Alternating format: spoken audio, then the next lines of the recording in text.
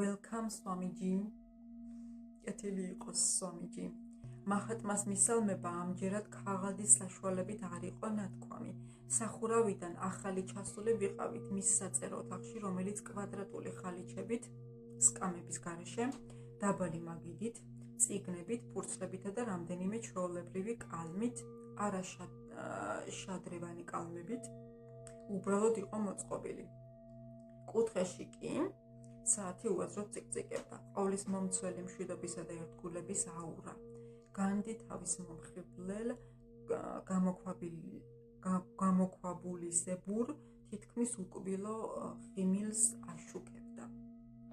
წლების წინ განმარტა მან დავიწყე ყოველკვირეული მდუმარე დღის აღნიშვნა, რათა დრო გამომენახა ჩემი მიმოწერისათვის.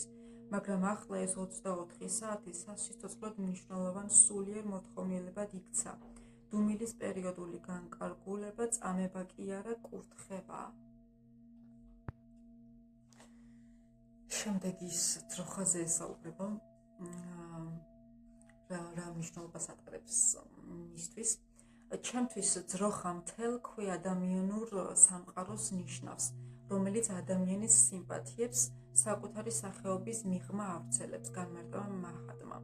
ადამიანს ძროხის მეშვეობით ევალება გააცნობიეროს თავისი ვინაობა ყველა ცოცხალთან. ჩემთვის აშკარა თუ რატომ აირჩიეს უძველესმა რიშებმა ძროხა აპოთეოზისთვის. ინდუეთში ძროხა საუკეთესო შედარება იყო, ის სიუხვის მომცემი იყო.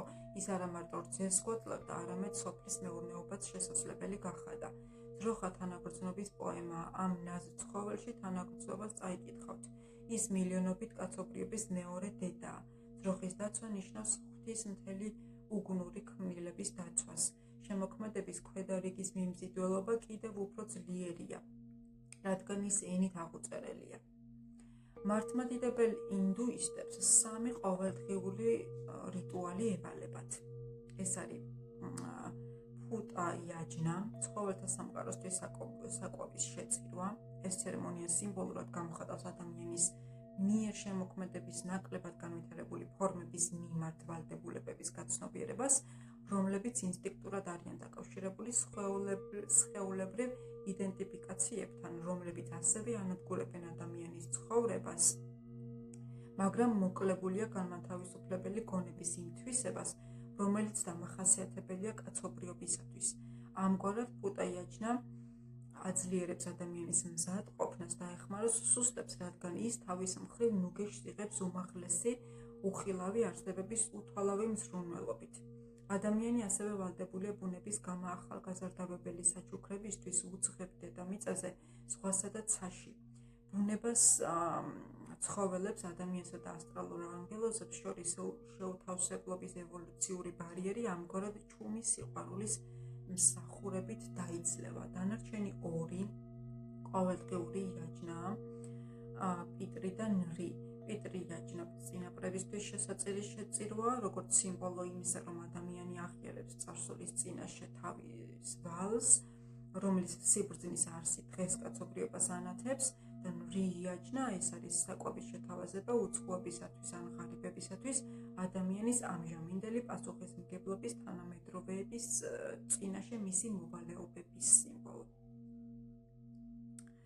შემდეგ მაჰატმა უარი თქვა ფართომასშტაბიან იურიდიულ პრაქტიკაზე, რომელიც მას წლიურ შემოსავალს $20,000-ზე მეტს აძლევდა და მთელი თავისი ქონება ღარიბებს გადასცა.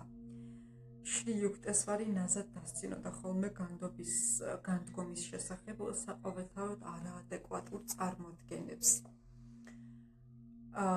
მათხოვარს არ შეუძლია უარი თქვას სიმდიდრეზე, იტყოდა ოსტატი.